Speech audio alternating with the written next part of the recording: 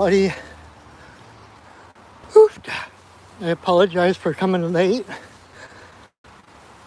I seem to have, when you're sewing like clothes and stuff, and you have to leave a seam allowance. Well, that's my trouble with time management. I always forget to leave a seam allowance in my schedule to go from one thing to the next thing. So I am running late, but we are just about here. And welcome. I am Patrick. Oh, well, let me get down here first, and then I'll do the introductions and all that good stuff. Whew. I had to stop and get something to eat, so I hadn't really had much to eat today. Alrighty. We are here. We are here. We are here. Just like the Who's in Whoville. Whoop. All right, welcome everybody. Thank you for your patience.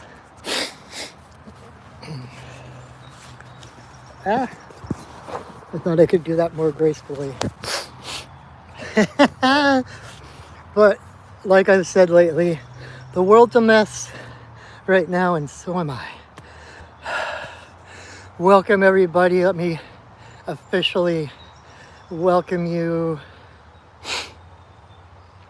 I am Patrick, your friendly neighborhood shaman, and we are going to do our weekly sacred pipe ceremony. But first of all, let me show you where we are. This beautiful, magical spot.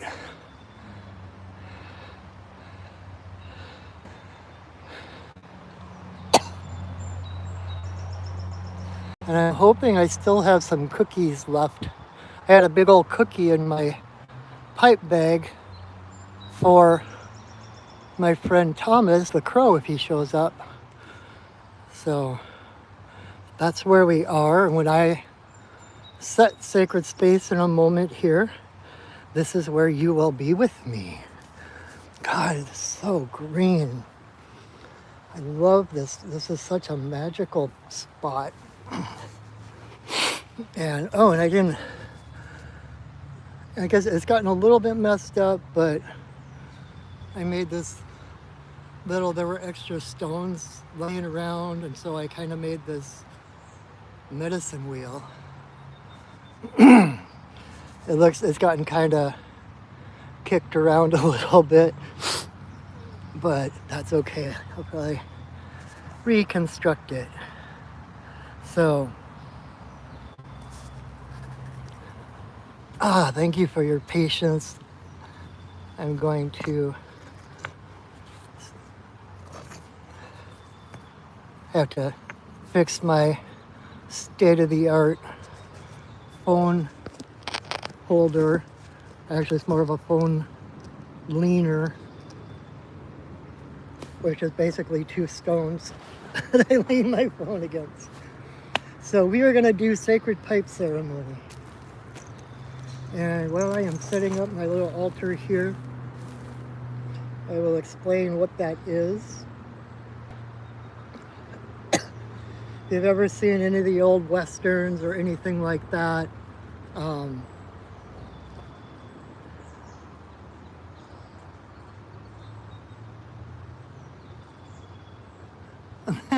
Gage, I really need to, I so appreciate you. Thank you for kind of being my moderator,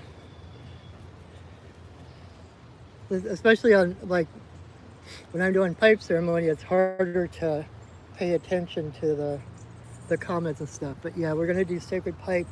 If you've ever seen the old westerns, and they have they smoke the peace pipe, that's what we're gonna be doing.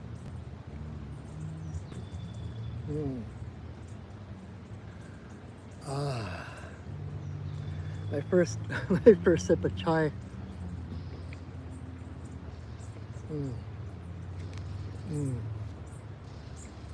and stick it in the shade so it doesn't melt too badly. So 19 generations ago, the Lakota people were experiencing drought and hunger. Game was scarce, and all the different bands of the tribe came together in one location to support each other and to help survive. And it was kind of a double-edged sword, because even though they were helping each other survive and everything, I'm almost out of sage.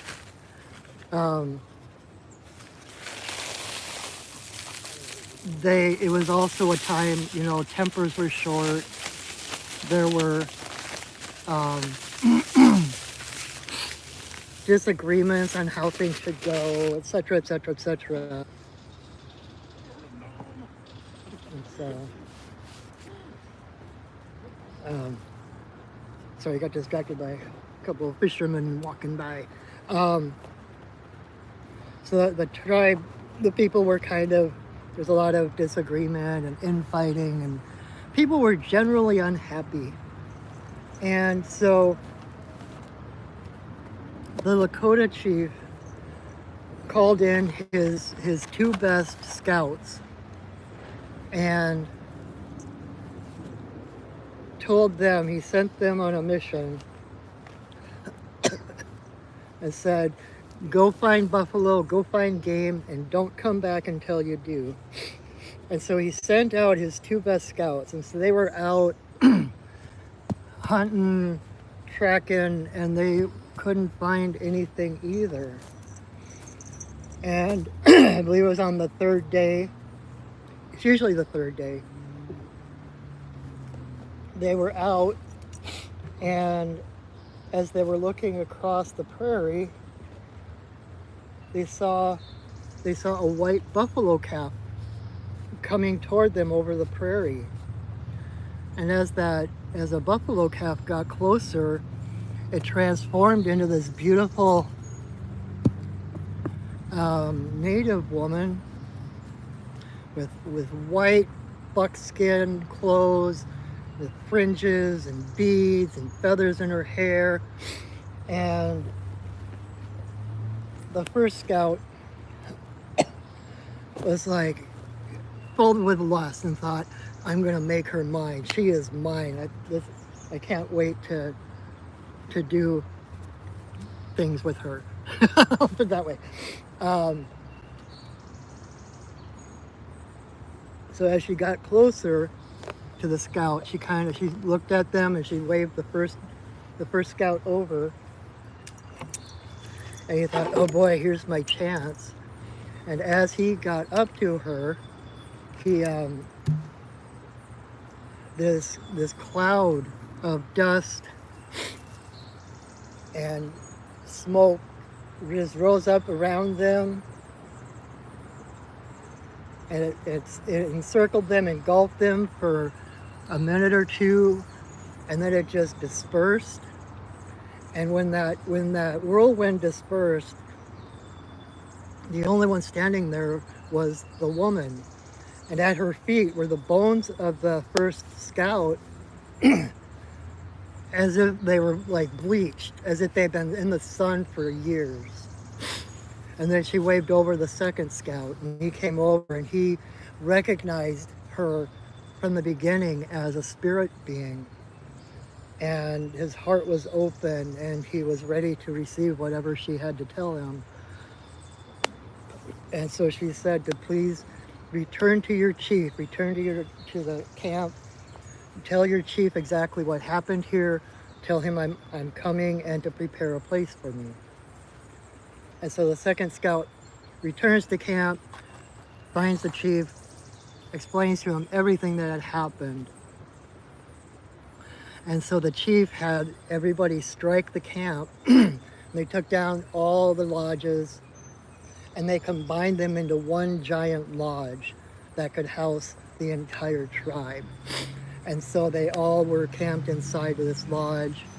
And they waited, and I think it was on the third day again that the woman who became known as White Buffalo Calf Woman showed up at the door to the lodge, and she was carrying a medicine bundle wrapped in deer skin. And so she walked in and she walked around the perimeter of the lodge 7 times before stopping in front of the chief and offering him this medicine bundle. And so the chief took it, he unwrapped it, and there was the first sacred pipe, the first chanupa. And it was beaded, it had 12 eagle feathers hanging from it. And she taught them how to smoke the pipe in a sacred manner, and how the stem of the pipe was the divine masculine, and the bowl of the pipe is the divine feminine. And she taught them, the pipe became the center of the Lakota spiritual practices. And she gave them a total of 7 different ceremonies that all revolved around the pipe. Because when the pipe, when like I said, divine masculine, divine feminine, so when we put the pipe together, it's basically all of creation. It's the divine presence in our hands. And they were nomadic at the time, and so this was church, and they could take church with them wherever they went. Which is interesting because I just saw a movie recently called The Eternal Song, and one of the lines that really stood out to me was this indigenous woman, I think it was talking about how when the Europeans came over, they had to cut down the trees and build a building so they could go inside and talk to God. And the indigenous people, the divine creator was all around them. The creator was the trees, was the earth, etc., etc. So they had church with them. They didn't have to go anywhere. They didn't have to destroy anything. And so then after a time, spending time with them, teaching them those ceremonies and stuff, it was time for her to leave, and so she walked out of the lodge, and as they watched her go across the prairie, she walked a little ways, and she sat down, kind of rolled over, and she became a red buffalo. And that red buffalo walked a little bit further, rolled over, and became a black buffalo. And then that buffalo walked a little bit further, rolled over, and became a yellow buffalo. And the yellow buffalo walked a little bit further, rolled over, and finally became a white buffalo. And so every time a white buffalo is born, it's like the return of White Buffalo Calf Woman. It's an omen, it's a sign of coming peace, coming fulfillment. And I have my little white buffalo on my altar right here. So that is the sacred pipe. And so it was brought, like when you hear me say the prayers a little bit later, I invoke White Buffalo Calf Woman, bringer of the laws of good relations. And that's what the pipe is about. It's that bringing the masculine and feminine together, right? It's also uniting all people. It was brought at a time of the bickering, and it was brought as a unifying factor for the tribe. And in today's world, we expand that to be bringing together of all races, right? In the medicine wheel, there's 4 colors, the black, like with the 4 colors that the buffalo turned into: black, red, yellow, and white. That's the 4 races of humans. If you've ever seen the not the stone medicine wheel I have right here, but the symbol, the medicine wheel that people wear, and it's got the 4 colors. It's like a hoop with a cross in it, and then the 4 colors. There are other significances to those colors, etc., but that is one of them. Is it's the 4 races of humans, and so we smoke to unify all people within that sacred hoop. And that's why the pipe is still pertinent today, why it is still, in fact, I was reading a book by a pipe carrier, and he was saying how this is the age of the pipe. And when we smoke the pipe, that original pipe, the white buffalo calf pipe, is still in existence.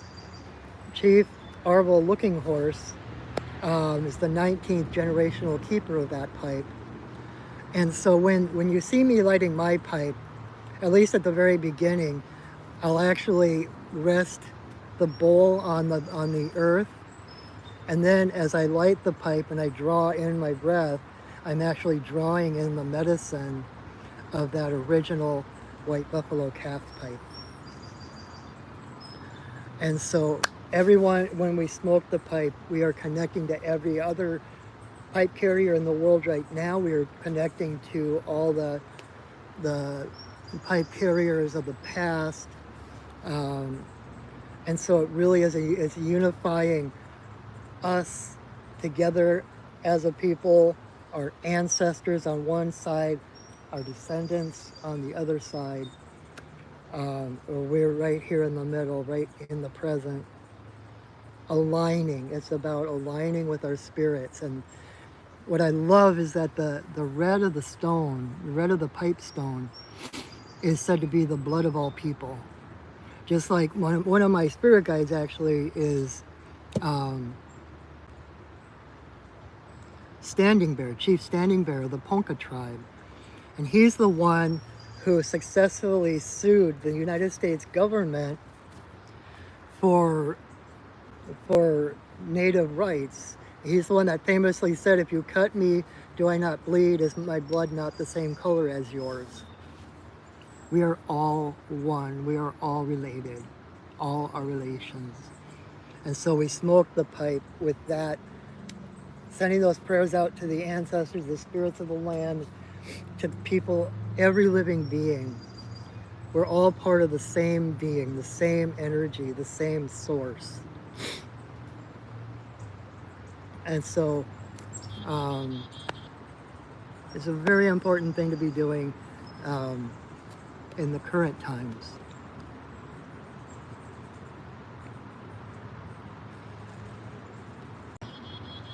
So, I've been talking, but I need to, first thing I'm going to do is set our safe and sacred space by drumming, calling in the elements and the spirits to hold this, to create an energetic container around us. And when I'm doing this, the intention is, when I create that safe and sacred space, you are included in that. It's not just me here at the Cedar River in Washington. No matter where you are, if you're watching this, that safe and sacred space is around you as well. And that's part of the point of why I do this, because I started doing these videos at the beginning of the pandemic when we couldn't get together. And so I would do the video, I would set sacred space. And the point of that sacred space is because the spirits then have us, they're surrounding us in that higher frequency. It keeps out anything of a lower frequency. So it allows us to put down our own armor, our own barriers, our own walls, and surrender, open up, right? Because it's like that I don't know if it's Zen or Taoism, but that I think it might be that Zen saying that you can't grasp water. If your heart is closed because you're protecting yourself, then you can't grasp the water, you can't grasp the blessings coming to you. And so we set that sacred space knowing that the spirits have us holding us safe so that we can then open our heart, just like the only way you can hold water, you can catch water is with open hands. The same with your heart. The only way you can catch those blessings is with an open heart. So I will do that right now. But I keep looking, there's this little tuft of grass over here. I see it out of the corner of my eyes, and I keep thinking it's Thomas, my friend, the crow. I haven't seen him come yet, so he might come after I drum. That might kind of call him, so.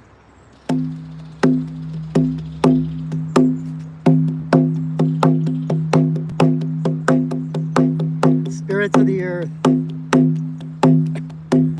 spirits of the air, spirits of the fire, spirits of the water, spirits of the upper world, spirits of the lower world, compassionate spirits of the middle world, the fae, the spirits of the land, the ancestors of the land. Thank you for your presence. Thank you for holding us in your love and your light. Aho.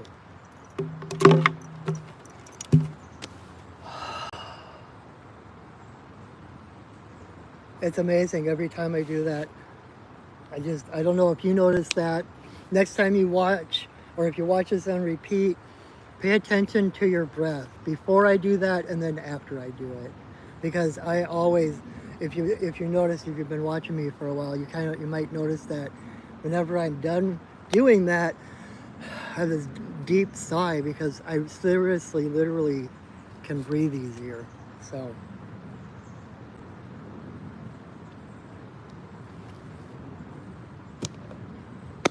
All right, so now that we've talked about the pipe itself and why we smoke it, the way that the ceremony, I'm going to explain the ceremony a little bit so that you can follow along and not be wondering what the hell is he doing now.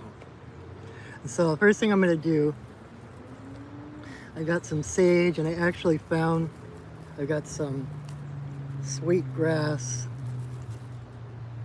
I'm going to burn and smudge myself, and I will send some smudge to you through the ethers. And I'm going to smudge everything here on my altar that you saw me kind of setting up earlier.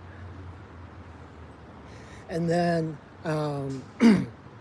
then I'm going to pick up my pipe, and I'm going to say a prayer asking for permission to smoke in this place at this time. And then assuming that the answer is yes, it isn't always, but assuming the answer is yes, that's when I will put the pipe together.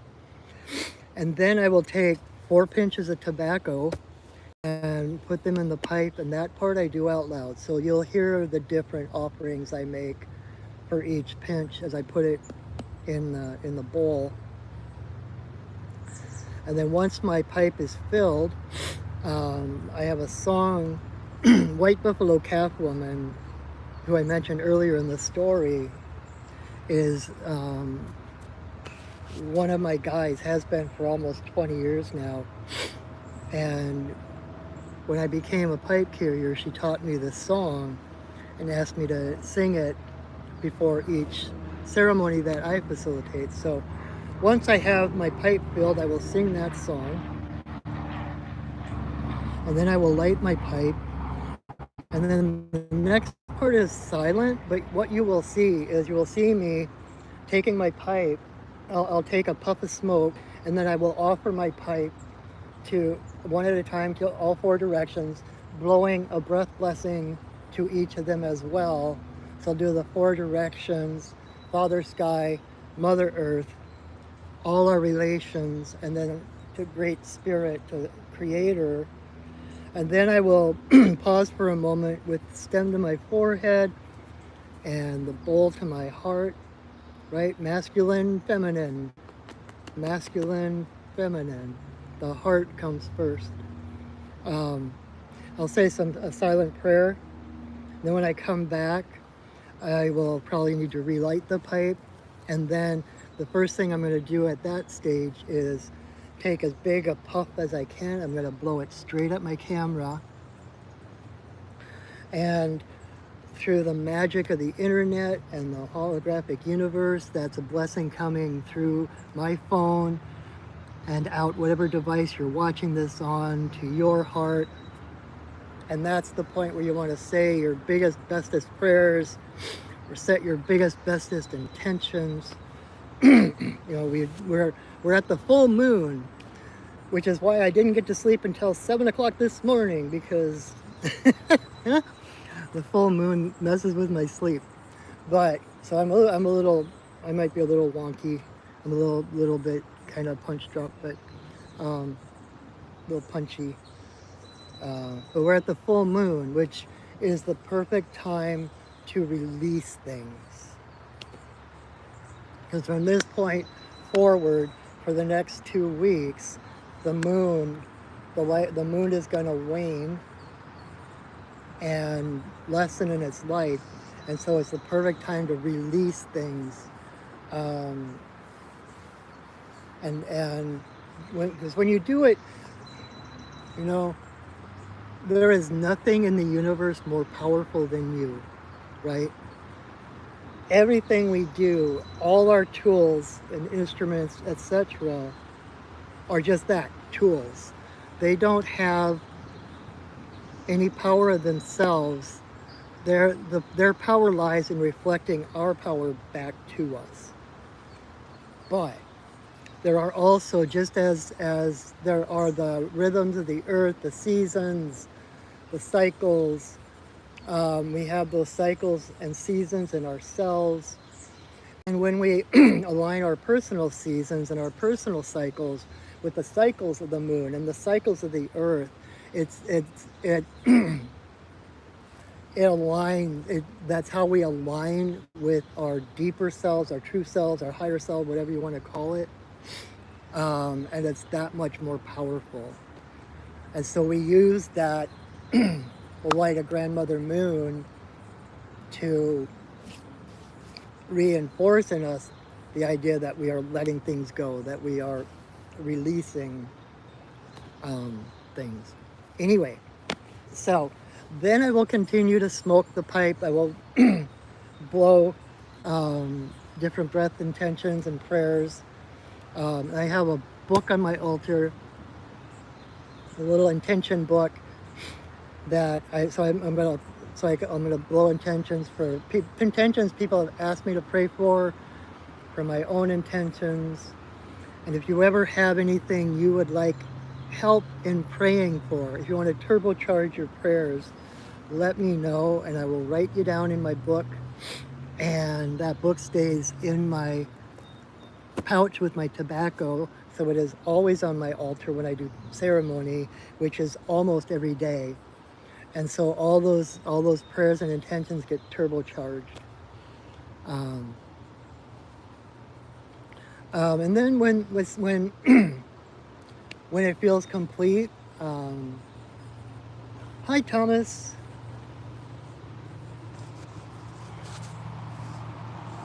Everyone meet Thomas.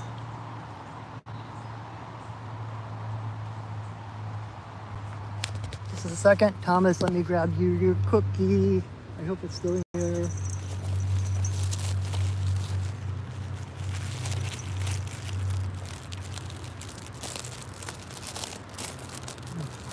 Thomas supports breast cancer research. She eats pink cookies. There you go, Thomas. I got more after that. All right, so where was I? So then at some point, when it feels complete, I will raise my pipe again. I will say another prayer. And when I say that ending prayer, it comes out in light language, if you know what light language is. It's kind of almost the same thing as speaking in tongues, if you've heard of that. It's a light language. The you'll hear me say things and it'll sound like words and syllables, etc. But it doesn't necessarily make sense to your mind. It's kind of like poetry. It kind of circumnavigates the brain and goes straight to the heart. And I find when I do that, when I pray in that way, it's so much more pure. And I don't, because I'm not in my head trying to figure out what words I'm going to say, what intentions I should, speak of or whatever. It's pure from the heart. And again, it's that alignment. And so that will come out light language. I'm not going crazy, and you're not hearing things. You won't know what the heck I'm saying, because it's the energy of the language that's the important part. Just feel it rather than trying to listen to it. Feel it. And then I will sing another song, and that will be the end of our ceremony. And depending on the time, etc. I know I started late tonight. I apologize for that. But we'll talk a little bit afterwards too. I usually have, my guys usually have something for me to say, and I've got a couple of announcements about upcoming class, upcoming events and stuff. So stick around for that as well. I take one more sip of my chai. Oh my God, I love that.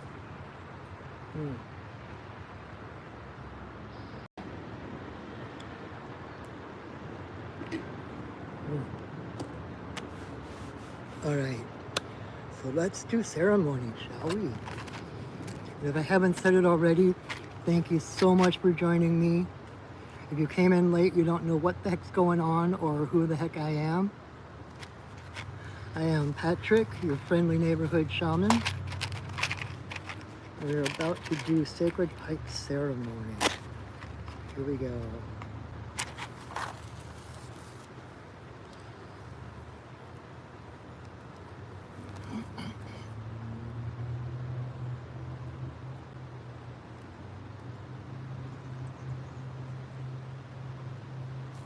What?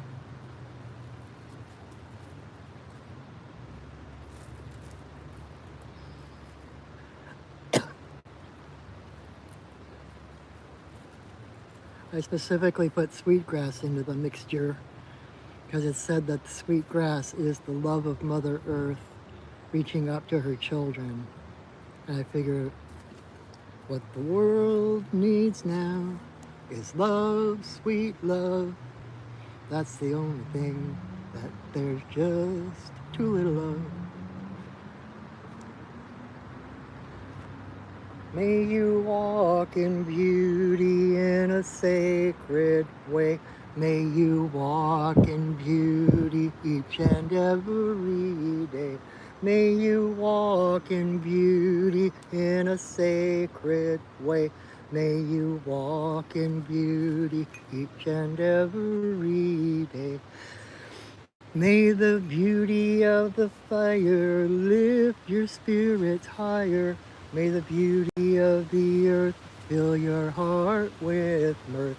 May the beauty of the rain wash away your pain. May the beauty of the sky make your mind to fly.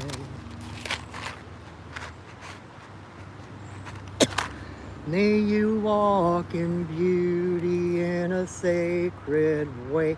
May you walk in beauty each and every day. May you walk in beauty in a sacred way. May you walk in beauty each and every day. May the beauty of the fire lift your spirits higher. May the beauty of the earth fill your heart with mirth. May the beauty of the rain wash away your pain. May the beauty of the sky make your mind to fly. May you walk in beauty in a sacred way. May you walk in beauty each and every day. May you walk in beauty in a sacred way. May you walk in beauty each and every day. Oh.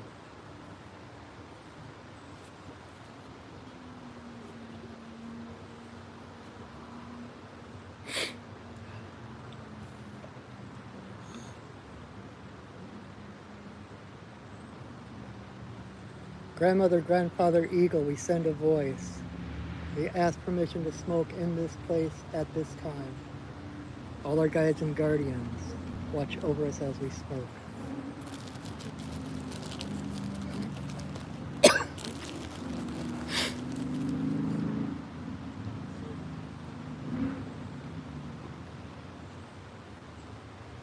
Creator, Earth Mother,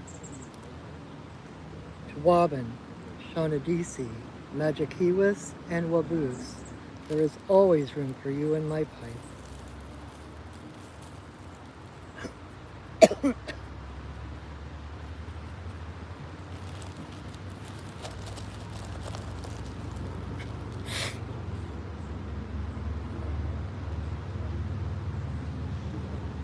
Creator, Earth Mother, for the two-legged, the four-legged, the winged, the crawlers and the swimmers, all our relations come smoke with me.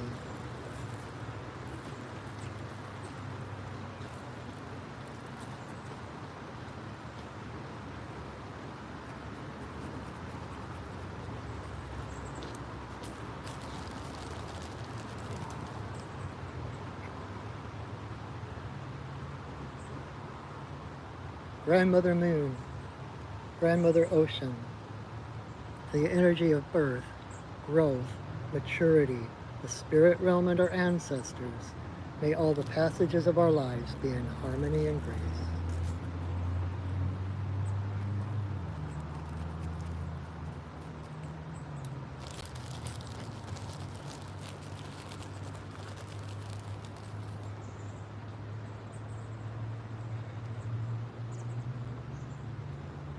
Creator, Earth Mother, to eagle, coyote, bear, white buffalo calf woman, bringer of the pipe and the law of good relations to the people.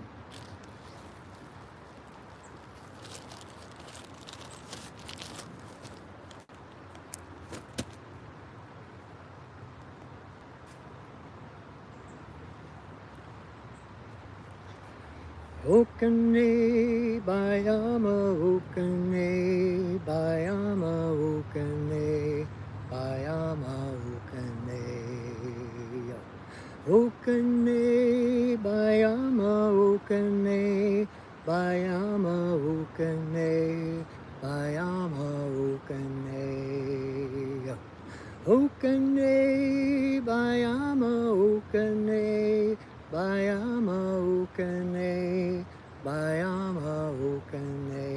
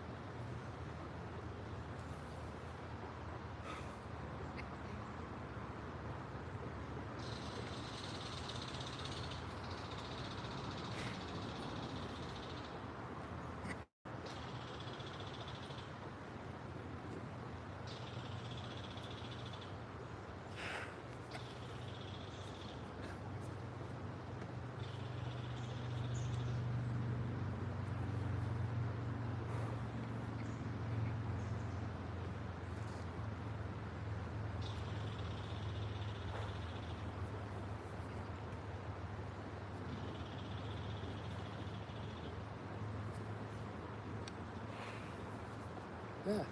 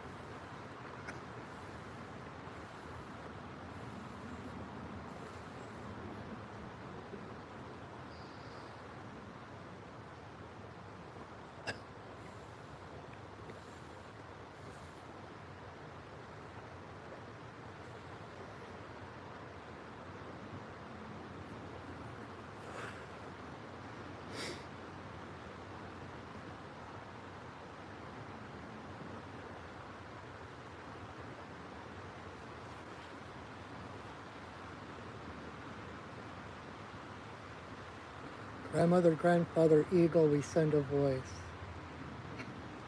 Shukatapahara hanamaho. Tahe nama ukatapahe. Shaka hey lobokuhupa nama. Talake hey namoku. Tashay tatapahai. Nangagaho wala hamanakahe takao. Tanakahai. Umbokubo kadakahai. Tamakaha tohupopo paradahe. Takiyungabaha. Parokatapa. Ramadakatahe. Tuhukapaha. Tashapa amaga ai, talaka a maho pahaka he.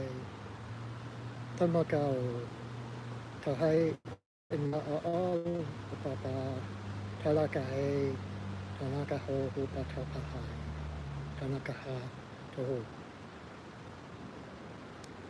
Ihi la ihi o, ihi la ihi o. Ihi la ihi o. Ihi, ihi, ihi la ihi o. Ihi la ihi o. Ihi la ihi o. Ihi.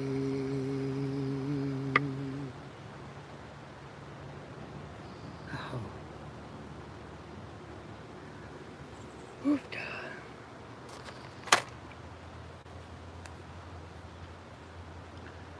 Ooh. Always takes me a minute to get back. That is sacred pipe ceremony. At least the way I do it, right? I base it on my teacher, Tess Sterling, who is no longer with us.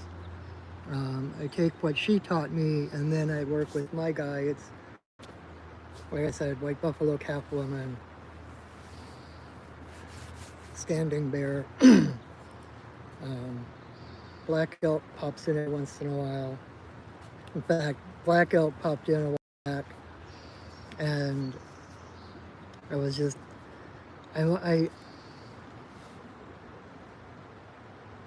I have in my life what I call the golden lasso moments. Referring to Wonder Woman, there is this comic, this graphic novel. It's a Justice League graphic novel. Is called The League of One, and it's where Wonder Woman basically saves the entire Justice League. But anyway, there's this section in the comic where she's in Themyscira on this cliff, and she's got her golden lasso, right, the lasso of truth, and she takes the lasso and puts it around her own neck to double check her own integrity, to make sure that what she's doing is for the highest good. And so I have what I call my golden lasso moments where I check myself. It's like, am I moving from the heart or from the head? Am I doing it from ego? And so actually a couple of years ago that Black Elk popped in. And so I was asking him about what I do here. And, because traditionally you don't video sacred ceremonies. But the pandemic changed all that. And so I asked him point blank, like, is it okay what I'm doing here? And it was I love what he said. He said, to have, how did he say it? To have the ability to share such sacred space with so many people, to share the sacred ceremony with so many people at one time and not use it would be a tragedy. And that's partly why I continue to do this. And just like shamanism, my view on traditions. I don't know why this is coming up right now, but um,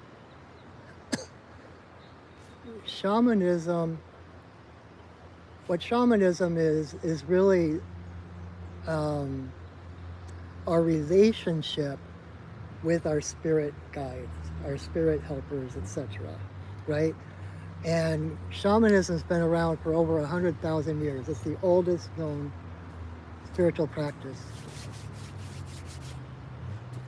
Um, and it is still pertinent, it still works today because it's had to evolve with the people, because it's not a dogma. It changes shaman to shaman and their unique relationship with their spirit guides and what their spirits teach them. And so it grows and it evolves with the people it's meant to serve. And the same thing is true of tradition. We have our traditions. We honor our traditions. We honor our ancestors by following their ways. But those traditions have to change, evolve to suit the people they're meant to serve. Tradition is meant to connect us with the divine, not to put up another barrier, right? Okay, I have to say, I was raised Catholic, right? And so we always had these prayers we had to memorize, the act of contrition and all these other ones. None of which I remember, but I do remember, on my honor, I will do my best to do my duty to God and my country, to obey the Scout laws, to be physically strong, morally straight. No. Okay, I almost remember the Scout laws. Scout is trustworthy, loyal, helpful, friendly, courteous, kind, obedient, cheerful, thrifty, brave, clean, and reverent. So like that, I just rattled that off, right? There was no heart in it. It was just remembering, right? And so if we're just rattling off prayers, if we're just filling in the motions because that's the way it's always been done, then it's creating more of a barrier between us and spirit rather than connecting us. And so I saw this, heard. I was listening to the radio, and it was on St. Patrick's Day many years ago, and the DJ was interviewing the lead singer or the lead player, whatever, of the Afro-Celt sound system, which was this big band. They played kind of African Celt music, and they asked him point blank, "What do the traditional Celtic people think of you?" And he was like, "Oh, they hate us. They hate us with a passion because they think we're being disrespectful. But what do you think of them?" And this was profound. He was like, "I love them. They are necessary to what I do. They are the ones that give roots to what I do. Without them, what I do would be meaningless." And so we honor our roots. We honor the roots. I still say the prayers I was taught for pipe ceremony. I still do it basically the way I was taught, as a way to honor my teacher and her teachers, and etc., etc. But if we're just actually Blackout, this was something else Blackout told me. He's like, if you're taking the roots of your ancestors and you're just repeating them, all you're doing is creating more roots. Nothing is growing. You're meant to take this. And so this is a time, in my opinion, and in what I do as a shaman, as a pipe carrier, is I love ceremony, and I love helping people create ceremony that is suited directly for them from their own personal mythology, whatever gods they like, whatever heroes, whatever animals are their favorite, whatever their animals are, their guides, etc. Our spiritual life is a relationship with Creator. And so it's up to us to create the ways and the prayers and the ceremonies that are meaningful to us. Because when you do something that's meaningful to you and you feel your heart rise, you feel that joy, that freedom, that release, that's Creator speaking to you. That is Creator touching you. Joy is the compass. Joy is what we move toward.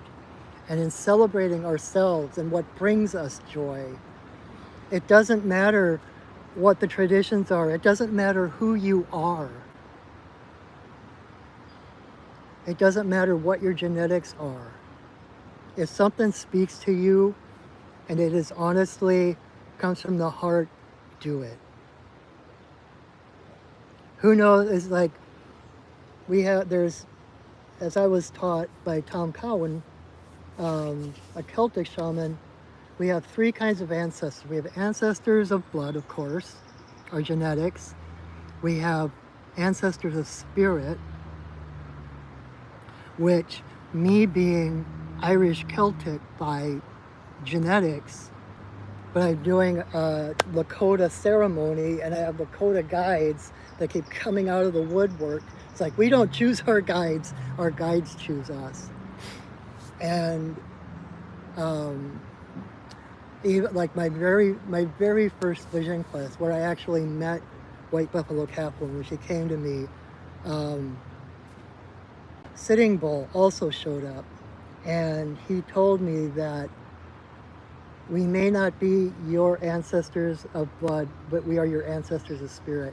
And that was years before I learned that piece from Tom Cowan. And just so to fill you in, not to keep you hanging, the third kind of ancestors are ancestors of story. It's like the ancestors of mythology, the ancestors of stories. It can be real people. Like I grew up, my heroes were Davy Crockett, Daniel Boone. It could be TV characters. I don't know if you can see. Where is it? I wear Zena's chakram because I went through a decade of extreme anxiety and panic attacks, and it just happened to coincide synchronistically with when that TV show started. And she became my inner warrior. She became my role model of how to handle my dark half, my dark side, my fears, all of that stuff. She rescued me. So she is my ancestor of story. She is one of my ancestors of story. And it's because she speaks so much to my heart. It doesn't matter that she wasn't real.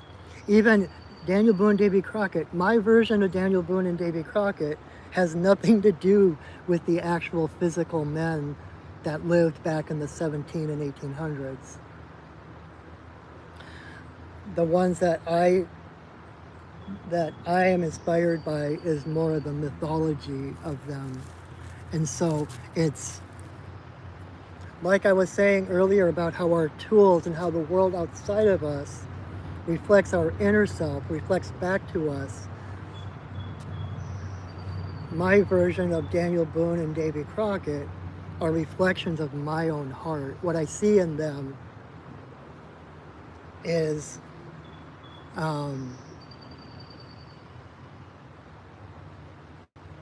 it's like the stars that guide you home at night, right?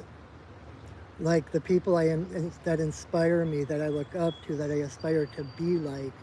They're like the stars. They never move. That mythology never moves, and so they're always there. Even if they go behind a cloud, or even if I get caught in a valley where I can't see them, I know that they're there, and they help me to find myself again. Just like Zena did whenever I was in a panic or anxiety. One of the things that I could do would be watch a Xena episode or just put on the soundtrack, and it would invigorate me. It would remind me of who I am. It would return to me my strength. And I actually did a shamanic journey to her at one point to thank her for saving me. And she, if I can remember exactly, I actually made a comic. I'm a cartoonist as well. I think I put the link to my comics. I have them on a blog. It's called Drawing Breath, that you can look at in the description. But I actually thanked her. I journeyed to meet her, and I thanked her for saving me. And she said, "No, I didn't do it. She's like, all I did was packaged your own confidence and courage and strength into a package that you could recognize, but it was all you." That's what personal mythology does. That's what the ancestral story do for us. So that definitely was not on my agenda tonight to talk about, so that's really interesting. So I don't know who needs to hear that. I hope that's helpful. And yeah, so just know that no matter what happens to you, no matter what happens around you, that you are okay, that you are safe, you are eternal, you are a spirit having a human experience, not a human having a spiritual experience, as Dr. Wayne Dyer would say. And no matter what comes against you, you're going to be okay. You are greater than anything you can fear. And because you are an eternal being, you will be here long after, you've been here since the beginning of time, you'll be here long after time ends. There's nothing that can destroy you. There is nothing that can take you out. It might seem like it, it might feel like it while we're in these physical material, but even that is an illusion. So be good to yourself.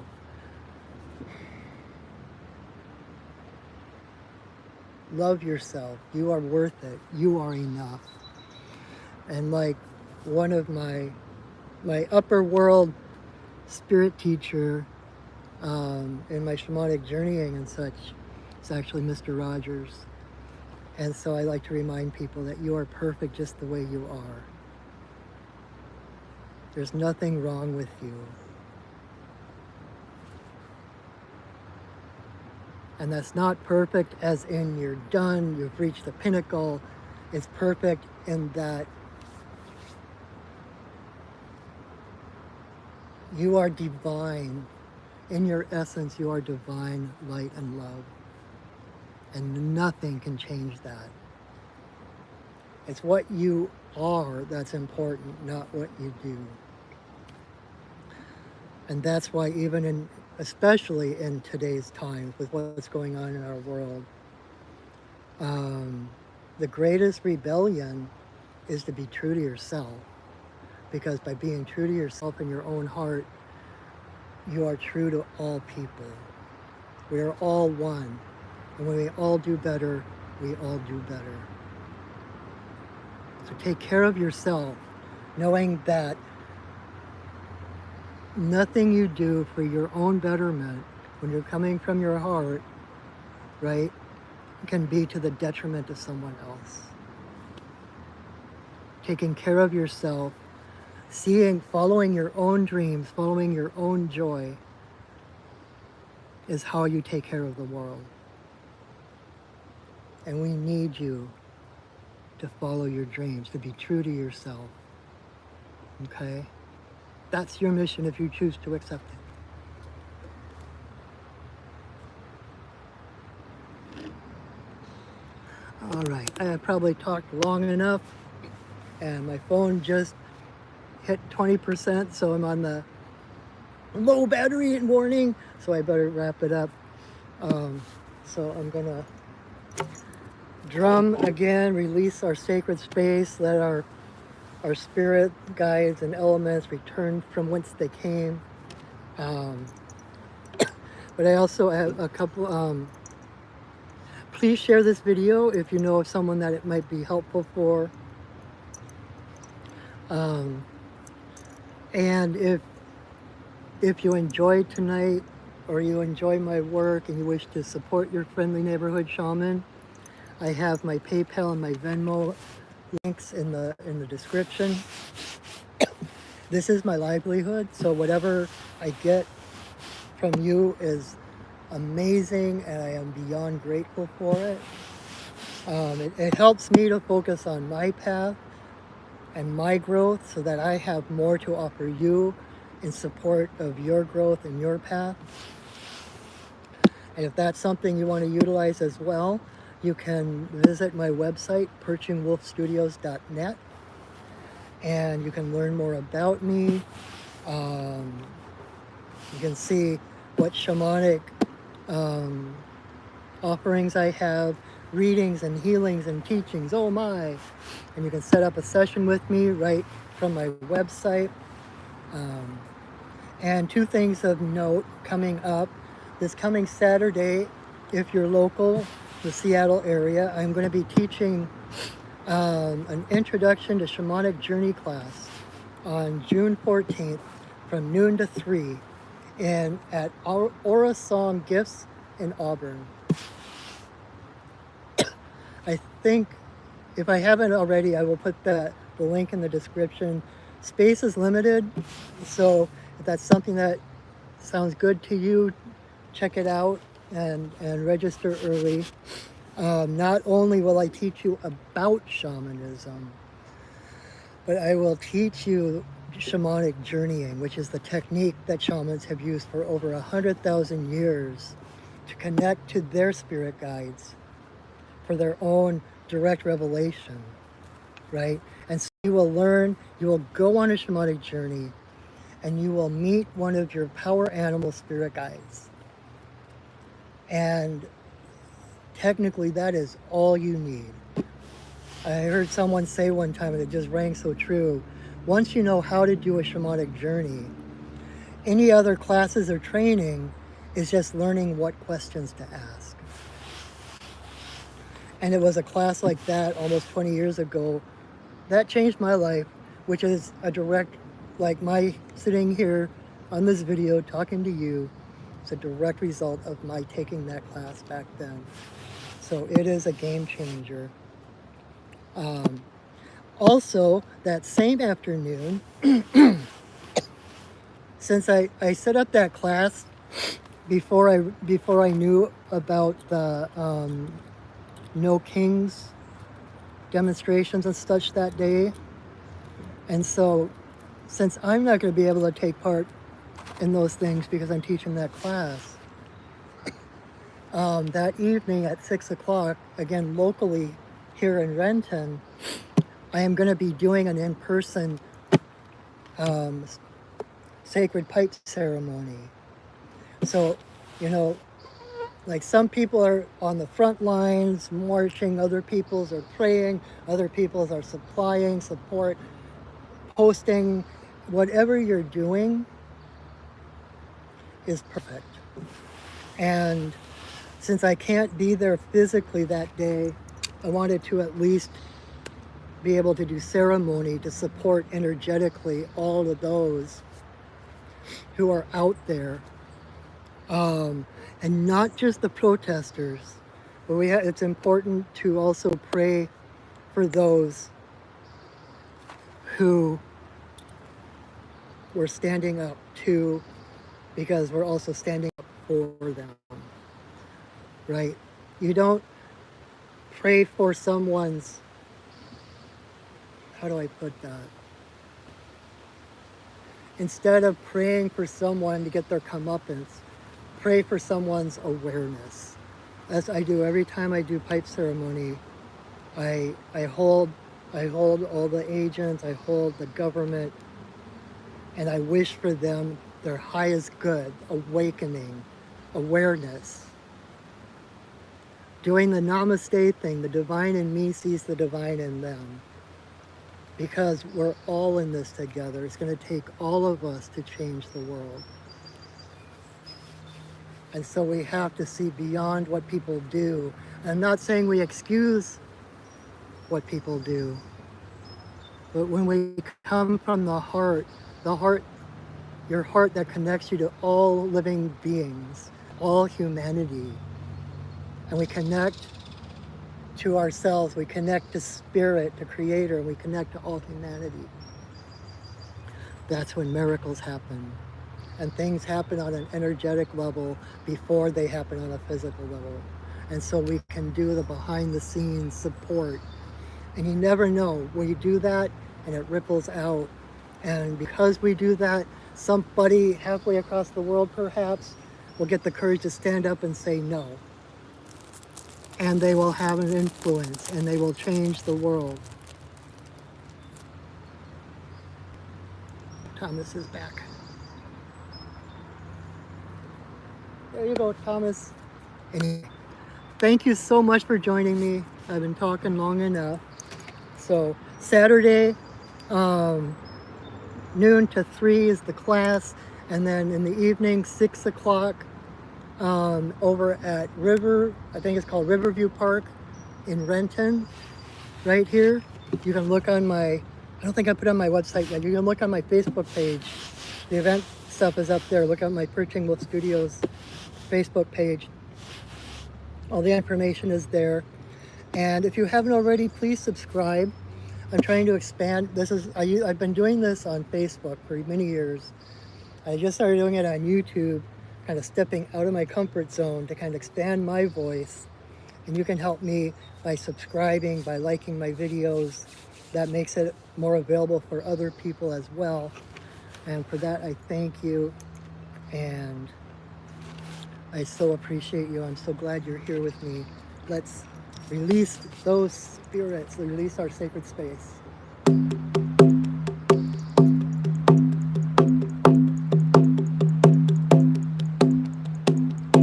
Spirits of the earth, spirits of the air, spirits of the fire, spirits of the water, spirits of the upper world, spirits of the lower world, compassionate spirits of the middle world, the Fae, the spirits of the land, the ancestors of the land. Thank you for your presence. Thank you for holding us in your love and your light. Our work for now is done, but you are always welcome in our circles. Thank you for welcoming us into yours. All right, my friends. Thank you again so much for your energy. Thank you for sharing my video. And even if you're watching this months from now, years from now, your energy is vital to what happens on this video. So I thank you for that. Take care of yourselves. Have a good week. Take care of each other. And until I see you again, know that I love you, that I see you, and that I honor you. Have a wonderful week, everyone, and go shining. All right, bye.